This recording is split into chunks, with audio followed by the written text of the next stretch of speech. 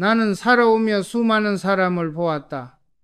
돈을 많이 번 사람도, 한순간에 잃은 사람도, 또 평생 가난 속에서도 의연했던 사람도 있었다. 그러나 분명한 한 가지가 있다. 돈의 크기는 인간의 그릇보다 결코 클 수 없다. 그릇이 좁은데 물을 억지로 붓는다면 넘쳐서 주변을 적시고 만다. 그것이 인생에서의 파산이다. 사람들은 흔히 말한다. 돈을 키워야 한다. 하지만 나는 다르게 말하고 싶다. 그릇을 키워야 돈이 따라온다. 그릇이 준비되지 않으면 아무리 많은 돈이 들어와도 그 돈은 오래 머무르지 않는다. 오히려 사람을 시험하고 그 사람의 약점을 드러낸다. 나는 늘 이런 질문을 던져왔다. 당신은 돈을 다스릴 수 있는가? 아니면 돈에게 다스림을 받을 것인가? 돈은 단순한 교환 수단이 아니다. 그것은 인간의 판단력, 욕망, 신뢰를 시험하는 도구다. 돈을 가진 순간 사람은 선택의 기로에 선다. 쓸 것인가, 모을 것인가, 아니면 투자할 것인가. 그러나 대부분의 사람들은 이 질문을 생각조차 하지 않는다. 그들은 그저 지금 갖고 싶으니까 지금 쓴다. 그 단순한 충동이 평생의 후회를 부른다. 돈을 가진 사람보다 돈을 다룰 줄 아는 사람이 세상을 지배한다. 진짜 위험은 돈의 부족이 아니라 돈의 사용을 모르는 데 있다. 나는 많은 사례를 보았다. 한때 스포츠 스타였던 선수들이 수백억을 벌고도 은퇴 후에 파산하는 이유, 복권 당첨자가 2년 만에 모든 것을 잃는 이유, 그것은 단순히 운이 나빠서가 아니다. 그들은 자신이 감당할 수 있는 돈의 온도를 몰랐다. 돈은 에너지다. 에너지는 따뜻하면 생명을 키우지만 지나치게 뜨거우면 사람을 태운다. 적당한 열을 유지하는 사람만이 돈을 오래 다룰 수 있다. 그러나 인간은 흔히 이 온도를 잊는다. 갑자기 큰 돈이 들어오면 그 에너지에 압도되어 판단이 흐려진다. 그때 사람은 돈을 움직이는 것이 아니라 돈이 사람을 움직인다. 나는 늘 경영 현장에서 숫자보다 사람을 먼저 보았다. 숫자는 결과일 뿐이고 사람은 원인이다. 돈의 크기는 그 사람의 신용이여 크기만큼만 확장된다. 신용이 부족한 사람에게 큰 돈이 들어가면 그 돈은 마치 뜨거운 쇠처럼 손을 데이게 만든다. 결국 그는 돈을 원망하게 되고 돈에게 지배당한다. 돈을 다룬다는 것은 단순히 버는 기술을 말하는 게 아니다. 돈의 본질을 이해하는 태도다. 돈은 정직하지 않은 사람 곁에 오래 머물지 않는다. 왜냐하면 돈은 신뢰를 먹고 자라기 때문이다. 나는 수없이 강조했다. 돈은 생명체와 같다. 믿을 만한 사람을 향해 흐른다. 그 믿음을 잃는 순간 돈은 등을 돌린다. 그래서 나는 늘 사람들에게 말했다. 돈은 목적이 아니라 결과다. 돈을 쫓으면 불안이 따라오고 신뢰를 쫓으면 돈이 따라온다. 그러나 세상은 이 순서를 자주 거꾸로 이해한다. 그래서 사람들은 돈을 얻자마자 스스로를 잃는다. 사람이 돈을 지배하려면 세 가지를 알아야 한다. 첫째, 돈은 당신을 시험한다. 둘째, 돈은 당신의 본성을 드러낸다. 셋째, 돈은 결국 당신이 믿는 것을 향해 간다. 이 세 가지를 모른다면 아무리 많은 재산을 쌓아도 한순간에 무너질 수 있다. 나는 젊은 세대에게 자주 이렇게 조언했다. 돈을 두려워하지 말되 존중하라. 돈을 두려워하는 사람은 기회를 놓치고 돈을 가볍게 여기는 사람은 결국 그 무게에 짓눌린다. 돈은 사람을 배신하지 않는다. 다만 그 사람이 먼저 돈의 본질을 배신할 뿐이다. 결국 인간이 돈을 다루는 능력은 태어날 때부터 정해진 것이 아니다. 작은 돈을 신중히 다루는 습관이 큰 돈을 다스리는 그릇을 만든다. 1만 원을 대충 쓰는 사람은 1억 원을 잃고도 깨닫지 못한다.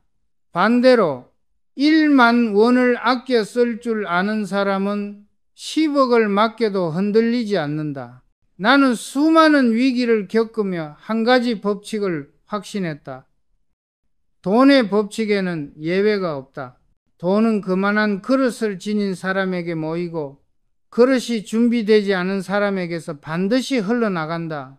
결국 돈은 인간의 품성과 경험 그리고 신용의 합계를 향해 흐르는 것이다.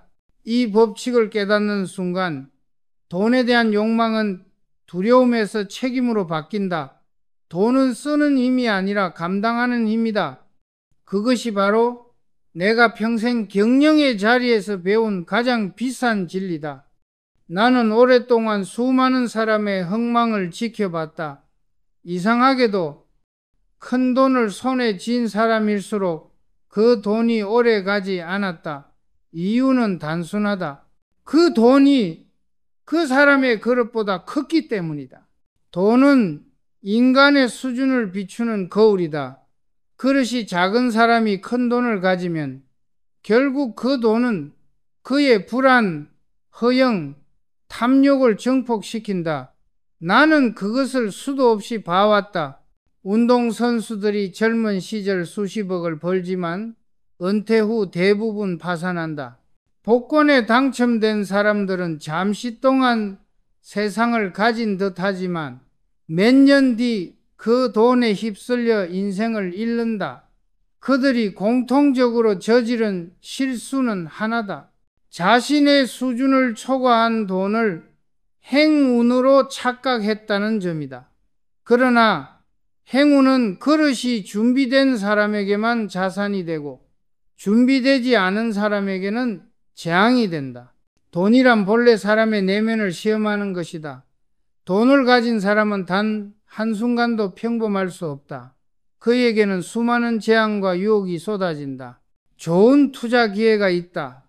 지금이 아니면 늦는다. 대부분은 거절하지 못한다. 왜냐하면 자신이 돈을 통제하고 있다고 착각하기 때문이다. 하지만 실상은 그 반대다. 그는 이미 돈에게 통제당하고 있다. 나는 자주 말했다. 돈을 버는 일보다 지키는 일이 훨씬 어렵다. 벌 때의 판단력과 지킬 때의 판단력은 완전히 다르다. 돈을 벌 때는 열정이 앞서지만 지킬 때는 냉정함이 필요하다. 사람들은 이 차이를 이해하지 못한다. 그 결과 돈이 많아질수록 불안해지고 그 불안이 결국 파멸을 부른다. 인간에게는 각자 감당할 수 있는 돈의 한계가 있다. 그것은 단순한 재능이나 지식이 아니라 정신의 크기로 결정된다. 그릇이란 결국 마음의 폭이다. 마음이 좁은 사람은 돈을 만나면 급격히 흔들린다.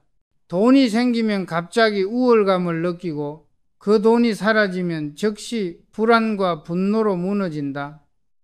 나는 이런 사람들을 수도 없이 봐왔다. 그들의 공통점은 한 가지다. 돈을 자신의 존재 가치와 동일시한다는 점이다. 그러나 그것은 착각이다. 돈은 인간의 가치를 증명하는 수단이 아니다. 오히려 그 가치를 시험하는 도구다. 돈이 많아질수록 겸손해야 하고 돈이 줄어들수록 냉정해야 한다. 이것을 거꾸로 하면 반드시 무너진다. 나는 위기 때마다 이런 생각을 했다. 이 상황에서 나 자신이 흔들리지 않는가? 그 흔들림을 견디는 순간 그릇이 커진다. 그때부터 돈은 비로소 무기가 아니라 도구가 된다. 복권 당첨자의 몰락은 단순한 이야기로 끝나지 않는다. 그것은 인간의 본질을 보여주는 거울이다. 300억을 손에 쥔 한 남자가 가족을 잃고 거리로 나앉은 이유는 돈 때문이 아니다. 돈을 다룰 능력, 돈을 감당할 마음, 돈의 본질을 볼 눈이 없었기 때문이다. 돈은 늘 인간의 약한 부분을 정면으로 찌른다. 허영심, 과시욕, 불안감, 이 세 가지를 극복하지 못하면 돈은 반드시 그 사람을 시험하고 파괴한다. 나는 늘 직원들에게 이렇게 말했다. 돈을 가졌을 때의 태도가 그 사람의 운명을 결정한다. 돈을 쥔 순간 교만해지는 사람은 반드시 그 돈에게 버림받는다. 돈은 냉정한 존재다. 정직하지 않은 사람, 감정적인 사람, 두려움에 흔들리는 사람 곁에는 오래 머물지 않는다. 결국 중요한 건 돈의 크기가 아니라 그 돈을 다루는 정신적 내공이다. 1억 원을 다뤄본 경험은 10억 원의 그릇을 준비시킨다. 하지만 한 번도 돈을 통제해 본 적 없는 사람이 갑자기 10억을 갖게 된다면 그는 그 돈의 노예가 된다. 돈을 다루는 능력은 결코 이론이 아니다. 실패, 실수, 그리고 자기 통제를 통해서만 만들어진다. 나는 확신한다. 인간은 자신과 어울리지 않는 돈을 가지면 반드시 무너진다. 그러므로 진짜 부자는 돈을 벌기 전에 먼저 자신을 다듬는다. 그는 돈을 통해 자신을 증명하려 하지 않는다.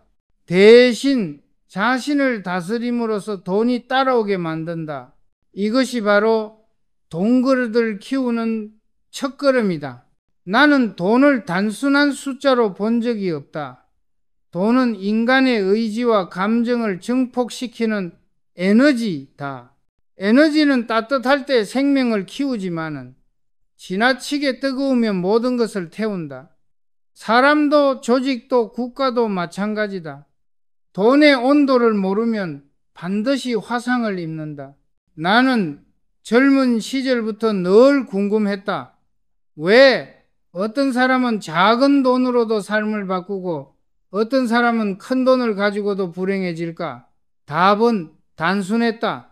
그들은 각자의 온도를 모른다. 돈이란 열을 품은 에너지다. 그것이 사람의 능력보다 뜨거워지면 사람은 그 불길에 삼켜진다. 중학생에게 용돈으로 10만 원을 주면 옷을 사고 필요한 걸 사며 잘 쓸 것이다. 그러나 1억 원을 주면 어떨까? 대부분 그 돈을 제대로 다루지 못한다. 어른이라면 다를까? 그렇지 않다. 돈을 다루는 능력은 나이와 학식이 아니라 경험의 깊이로 결정된다. 나는 직원들에게 자주 말했다. 작은 돈을 함부로 쓰는 사람은 큰 돈을 맡을 자격이 없다. 그 작은 선택이 결국 인생의 방향을 바꾼다. 돈의 온도는 사람의 내면과 비례한다. 마음이 차가운 사람은 돈을 움켜쥐려 하고 마음이 뜨거운 사람은 돈을 헛부리려 한다.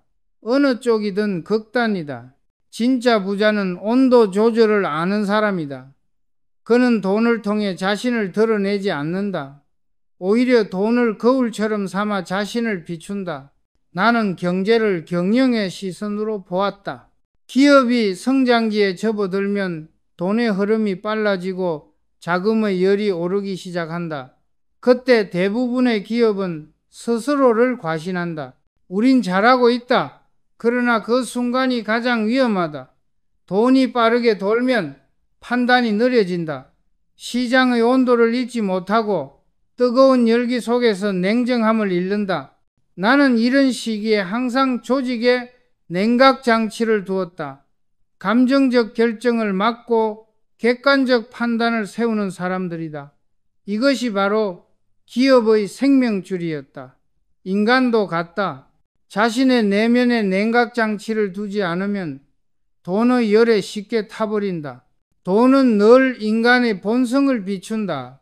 돈이 많아질수록 나는 특별하다는 착각이 생긴다. 그러나 돈은 인간을 특별하게 만들지 않는다. 오히려 그 사람의 결핍을 확대시킨다. 돈을 잘 쓰는 사람은 자신의 부족함을 알고 있다. 반대로 돈에 휘둘리는 사람은 스스로를 과대평가한다. 나는 이런 사람을 보면 늘 안타까웠다. 돈은 그 사람의 수준을 증명하지 않는다.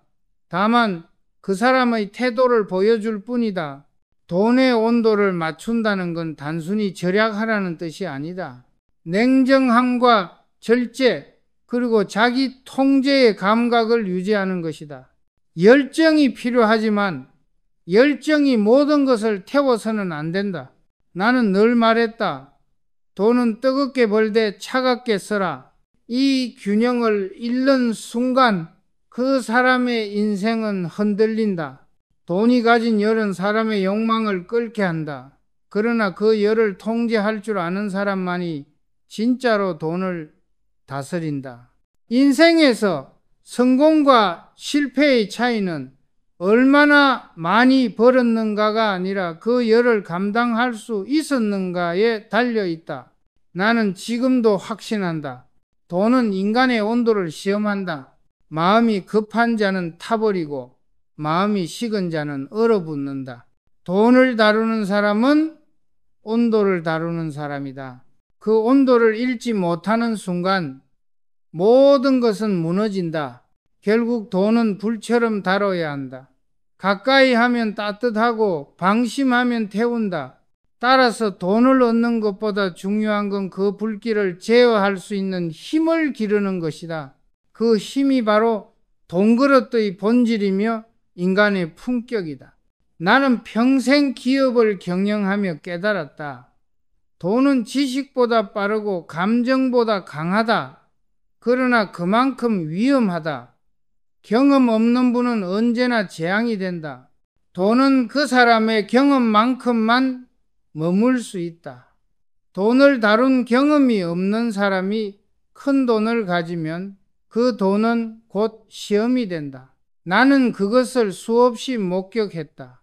사람들은 부자가 되고 싶다고 말하지만은 부자가 될 자격을 생각하지 않는다. 돈은 그 자격을 끊임없이 묻는다. 너는 나를 다룰 준비가 되어 있는가? 준비되지 않은 사람은 반드시 그 질문 앞에서 무너진다. 돈은 냉정하다.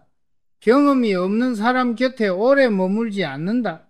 나는 젊은 시절 작은 거래 하나도 소홀히 하지 않았다. 몇만 원의 손실이라도 기록하고 분석했다. 그것이 훗날 수천억 단위의 결정을 내릴 때 나를 지탱해 준 힘이었다. 돈을 다루는 감각은 책에서 배우는 것이 아니라 실패에서 길러진다.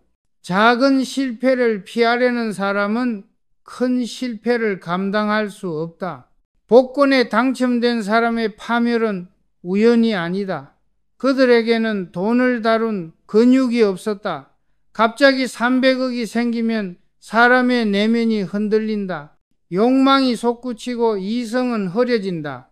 돈은 그 사람의 경험치를 초과하는 순간부터 적이 된다. 그래서 나는 늘 말했다.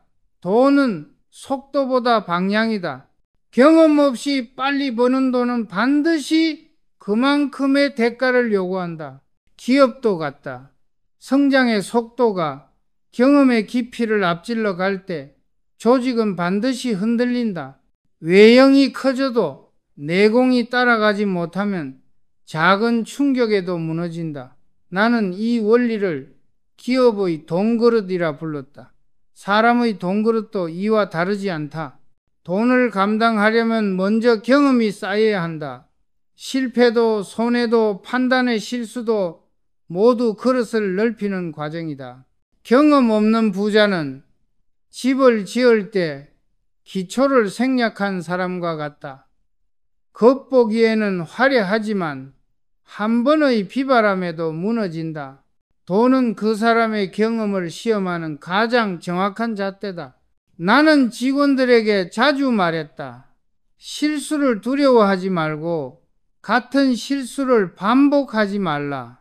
그것이 경험의 본질이다. 돈은 실수를 통해 배운 사람에게만 머무른다. 사람들은 종종 이렇게 묻는다. 회장님, 돈을 버는 비결이 무엇입니까? 나는 늘 같은 대답을 했다. 돈을 잃어본 경험이 있어야 한다. 돈을 잃어본 사람은 돈의 무게를 안다. 그는 함부로 쓰지 않고 쉽게 유혹당하지 않는다. 반대로 한 번도 돈을 잃어보지 않은 사람은 돈을 가볍게 여긴다. 그리고 그 순간부터 무너진다. 나는 위기 때마다 내 경험을 떠올렸다. IMF 때도 글로벌 금융위기 때도 마찬가지였다. 세상이 흔들릴 때 가장 위험한 사람은 처음 부자가 된 사람이다. 그는 위기를 견디는 법을 모른다. 경험 없는 부자는 공포 앞에서 이성을 잃는다. 하지만 수많은 실패를 거친 사람은 다르다. 그는 이미 여러 번 불안과 손실을 견뎌본 사람이다. 그래서 위기 속에서도 침착하게 방향을 찾는다. 돈은 그런 사람에게 돌아온다. 돈은 늘 안정된 손을 찾는다. 결국 경험이란 돈을 붙잡는 손의 힘이다. 작은 돈이라도 직접 다뤄본 사람은 그 돈의 흐름을 안다. 반면 단 한 번도 자신의 돈으로 결정을 내려보지 않은 사람은 돈의 성격을 모른다. 나는 이 법칙을 경험의 곡선이라 불렀다. 돈은 단 한 번의 행운으로 오지만 그것을 지탱하는 건 수백 번의 시행착오다. 부자가 되는 것은 어렵지 않다. 그러나 부를 지키는 것은 오직 경험이 있는 사람만이 할 수 있다. 따라서 나는 말한다. 경험 없는 분은 재앙이다. 경험이 쌓인 분은 자산이 되고 경험이 없는 분은 폭탄이 된다. 당신이 진짜 부를 원한다면 돈보다 먼저 경험을 쌓아라. 그 경험이 바로 당신의 돈그릇을 만든다. 나는 평생 기업을 경영하면서 깨달았다. 돈이란 종이가 아니다. 신용의 형상화다. 돈의 역사를 거슬러 올라가면 결국 인간이 서로를 믿기 시작한 순간부터 경제가 만들어졌다. 믿음이 거래를 낳고 그 거래가 가치로 바뀌었다. 다시 말해 신용이 돈의 근본이다. 초기의 경제는 물건과 물건을 맞바꾸는 시대였다. 쌀과 천, 가축이 교환의 단위였다. 그러나 사람은 곧 깨달았다. 모든 거래에는 시간이 존재한다는 것을. 지금은 없지만 나중에 줄 수 있다는 약속. 이 약속이 바로 신용의 시작이었다. 그 약속을 증명하기 위해 사람들은 표시를 남겼다. 문신이든 매듭이든 혹은 글씨 한 줄이든 그것이 진화해 금화가 되었고 지폐가 되었고 오늘날 전자화폐가 되었다. 결국 형태만 달라졌을 뿐 본질은 같다. 돈은 신용이 변형된 것이다. 나는 수없이 강조했다. 신용이 무너지면 돈도 무너진다. 기업의 위기는 언제나 숫자에서 시작되는 것이 아니라 신뢰가 깨지는 순간부터 시작된다. 아무리 뛰어난 기술과 자본을 갖고 있어도 약속을 지키지 않으면 시장은 등을 돌린다. 사람도 마찬가지다. 돈은 약속을 지키는 사람에게 몰린다. 약속을 어기는 사람은 평생 돈을 조차도 잡을 수 없다. 나는 이런 사람들을 많이 봤다. 사업이 잘 될 때는 계약서보다 말 한마디로도 신뢰를 주던 사람들. 그러나 이익 앞에서 태도를 바꾸는 순간 그들의 돈은 사라졌다. 돈은 배신을 싫어한다. 신용을 잃은 사람은 그 어떤 투자도 받을 수 없고 그 어떤 기회도 붙잡을 수 없다. 돈이 떠나는 이유는 언제나 같다. 신용이 떠났기 때문이다. 돈의 세계는 냉정하다. 사람의 말보다 기록을 믿고 감정보다 신용을 평가한다. 그래서 부자는 늘 자신의 말 한마디, 행동 하나에도 무게를 둔다. 나는 임원들에게 자주 말했다. 당신이 회사의 명함을 들고 나가는 순간 당신은 회사를 대표한다. 당신의 신용이 회사의 신용이다. 이건 돈에도 똑같이 적용된다. 개인의 신용이 무너지면 그 사람의 경제 인생은 무너진다. 신용은 단순히 돈을 빌려주고 갚는 관계가 아니다. 신용은 인간의 품격이다. 돈을 빌려준 사람이 아니라 신용을 준 사람이다. 이 차이를 이해하지 못하면 평생 돈을 줬다가 끝난다. 신용이 쌓이면 돈은 따라온다. 그러나 돈이 많다고 신용이 생기지 않는다. 그 순서를 착각한 사람이 늘 무너졌다. 나는 실제로 돈보다 신용을 더 중요하게 여겼다. 위기의 순간 돈은 써야 줄지만 신용은 지키면 배가 된다. 신용을 지킨 사람은 더 큰 거래, 더 큰 기회를 얻는다. 이것이 바로 부자의 시스템이다. 부자는 돈을 벌기보다 신용을 쌓는다. 신용이 커지면 돈의 흐름은 자연히 따라온다. 나는 가끔 이런 말을 들었다. 회장님, 세상은 돈으로 돌아갑니다. 나는 그럴 때마다 미소 지었다. 그리고 이렇게 대답했다. 아니다. 세상은 신용으로 돌아간다. 돈은 사라져도 신용이 남으면 다시 시작할 수 있다. 하지만 신용을 잃으면 돈이 아무리 많아도 끝이다. 돈을 쫓는 사람은 결국 돈의 노예가 된다. 신용을 지키는 사람은 돈의 주인이 된다. 돈은 인간의 손에 있지만 신용은 인간의 영혼에 있다. 그 영혼이 부서지면 돈의 의미도 사라진다. 그러므로 나는 단호히 말한다. 돈의 본질은 신용이다. 당신이 신용을 지키는 한 돈은 반드시 돌아온다. 그러나 신용을 잃는 순간 그 어떤 부도 당신의 손을 떠난다. 돈은 결국 신뢰의 언어로 쓰여 있는 인생의 평가표다. 나는 평생 수많은 부자와 사업가를 만났다. 그들이 공통으로 가진 두려움은 의외로 단순했다. 그들은 돈을 잃는 것을 두려워하지 않았다. 오히려 돈이 더 이상 자라지 않는 순간 그들은 불안해했다. 그 이유는 분명하다. 돈이란 멈추면 썩는 에너지다. 흐르지 않는 물이 썩듯이 움직이지 않는 자본은 자신을 좀먹는다. 나는 종종 젊은 경영자들에게 물었다. 당신은 무엇이 두렵습니까? 대부분 이렇게 대답했다. 돈을 잃는 게 두렵습니다. 나는 고개를 저었다. 진짜 두려워해야 할 것은 정체다. 돈은 늘어나지 않으면 줄어드는 법이다. 물가가 오르고 세상이 변하고 시장이 움직이는 동안 가만히 있는 사람은 이미 뒤처지고 있다. 성공한 사람들에게서 나는 공통된 사고를 발견했다. 그들은 실패를 두려워하지 않는다.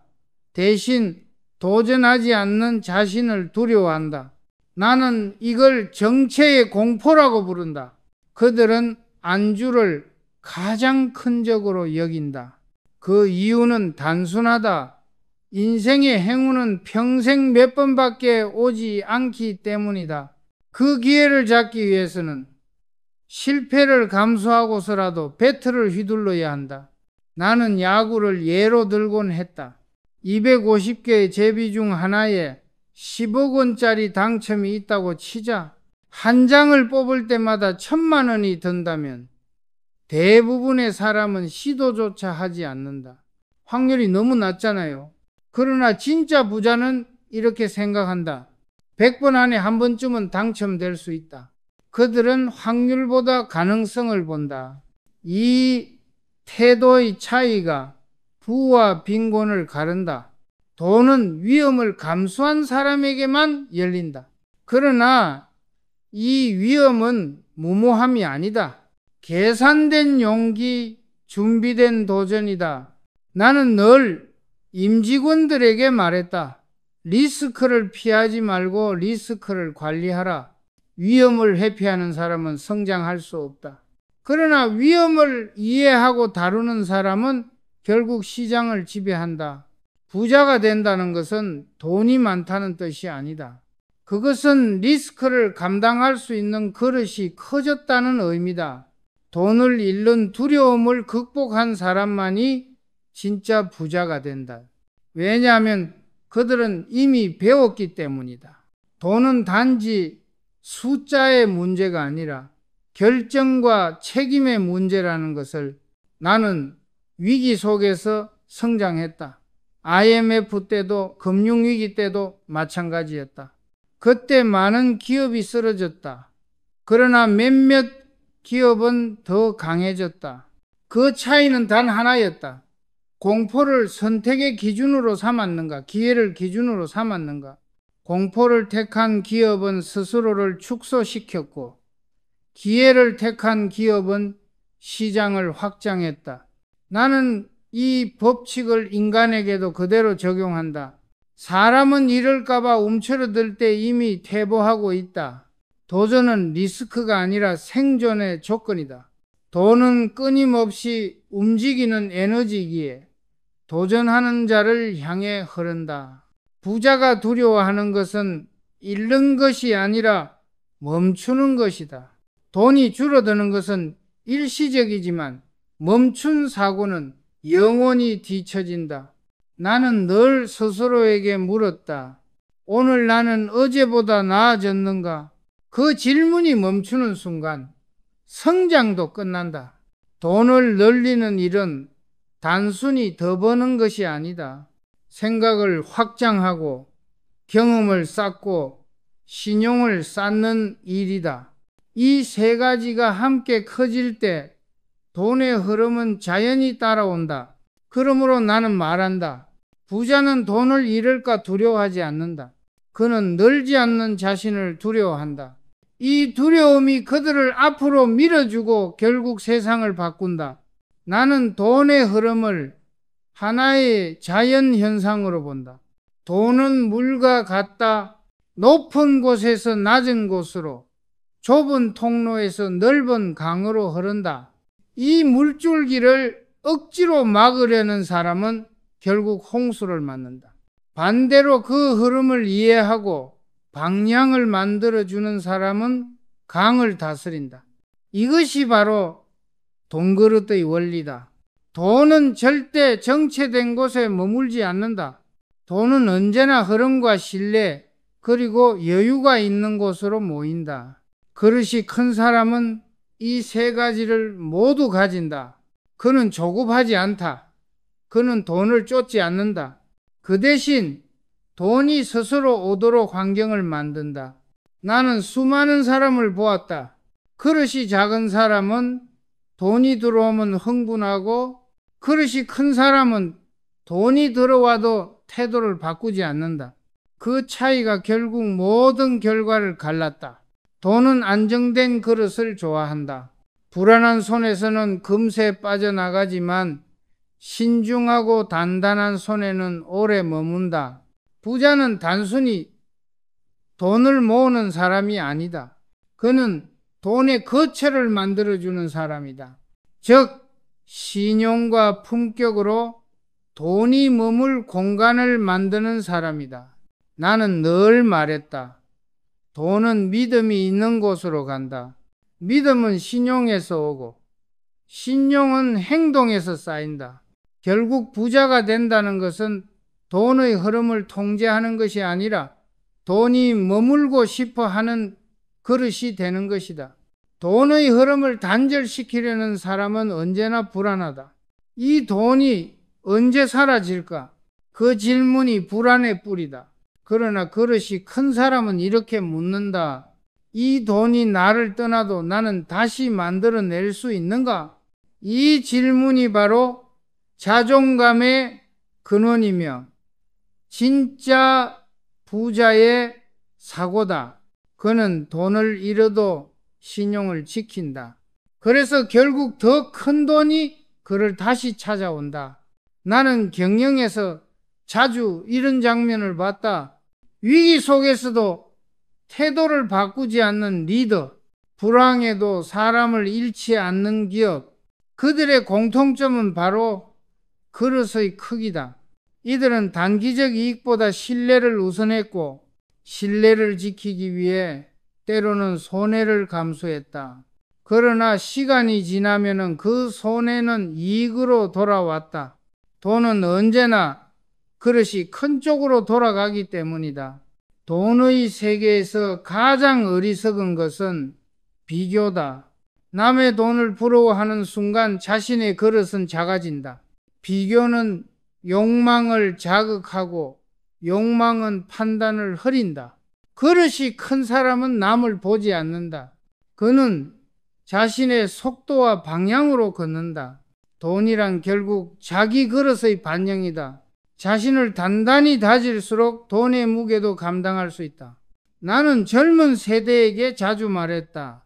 큰 돈을 원한다면 먼저 큰 마음을 가져라. 돈의 크기는 기술이나 운으로 결정되지 않는다. 그릇의 깊이, 마음의 여유, 신용의 두께가 돈의 크기를 결정한다. 이 세 가지가 하나로 모여야 진짜 부가 완성된다. 결국 돈이 한 사람에게 모인다는 것은 단순한 우연이 아니다. 그는 이미 그 돈을 다룰 준비가 된 사람이다. 그릇이 작은 사람은 기회를 놓치고 그릇이 큰 사람은 기회를 흡수한다. 그래서 나는 이렇게 말한다. 돈은 인간의 품격을 따라 흐른다. 그리고 그릇이 큰 사람에게만 돈은 머문다. 나는 인생을 돌아보며 단 하나의 결론에 도달했다. 돈은 사람의 수준을 따라 흐른다. 그리고 그 수준을 결정하는 것은 지식도 운도 아니다. 바로 그릇이다. 돈그릇이란 단순히 돈을 보관하는 그릇이 아니라 삶을 다루는 태도이며 신뢰를 쌓는 습관이고 위기를 견디는 내공이다.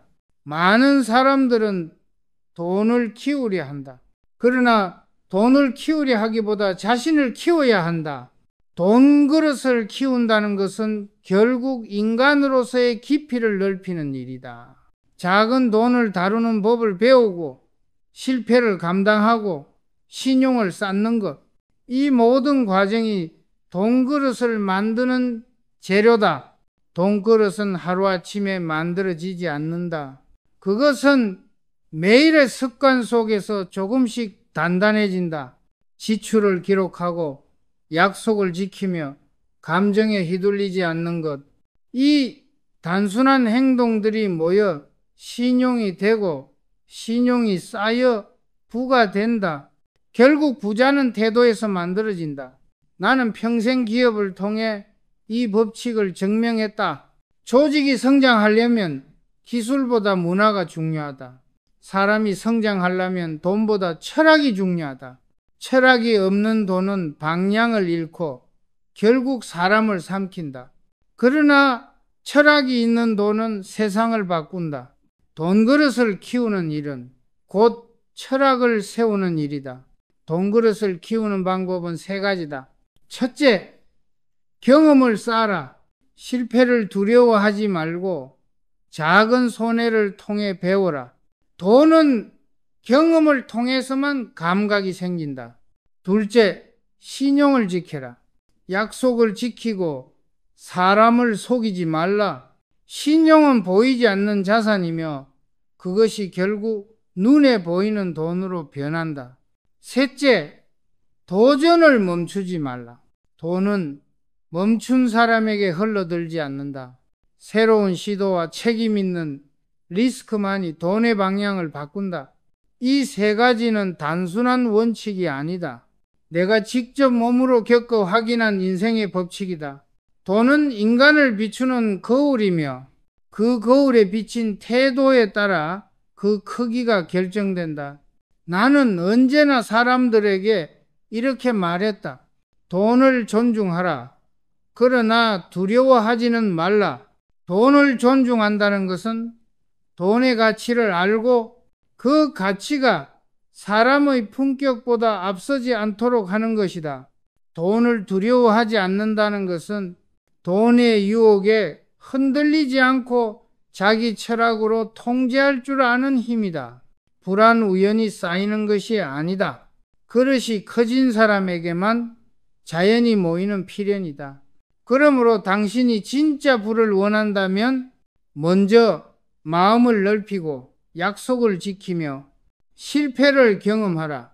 그것이 바로 당신의 돈그릇을 키우는 길이다. 돈은 결코 사람을 배신하지 않는다. 다만 준비되지 않은 사람을 떠날 뿐이다. 돈은 그릇을 따라 흐른다. 그리고 그릇은 경험, 신용, 철학으로 완성된다.